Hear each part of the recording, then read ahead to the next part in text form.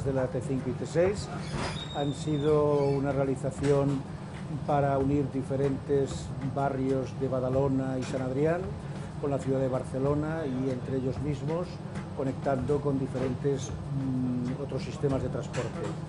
La línea T6 en la Rambla de la Mina ha supuesto el atravesar a través de la propia mina el tranvía, de tal manera, en transporte público, de tal manera que se ha abierto a la ciudad ese barrio con una cierta conflictividad.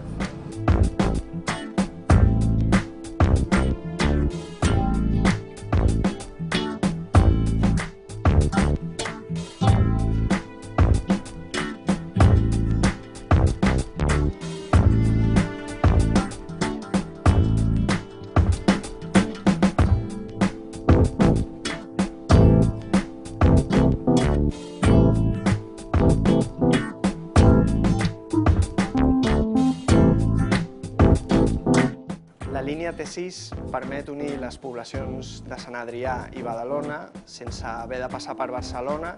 Ho aconseguim amb una nova parada més que es va crear, que és la parada de la Rambla de la Mina, i aconseguim unir el tronc comú de la línia T5 amb la línia T4 a través d'aquesta parada.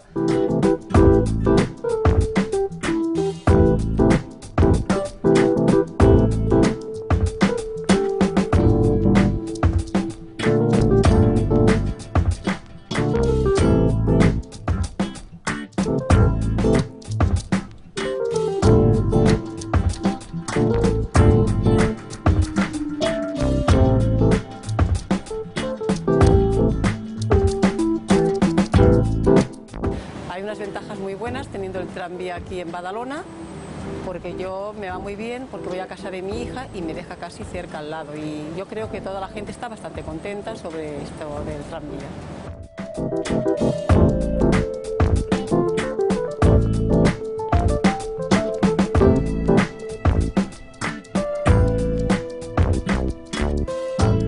Lo que hacía antes, cogía el metro cada día y después, pues mira, ocurrió que se puso el tranvía aquí y a mí me va muy maravilla, de todo.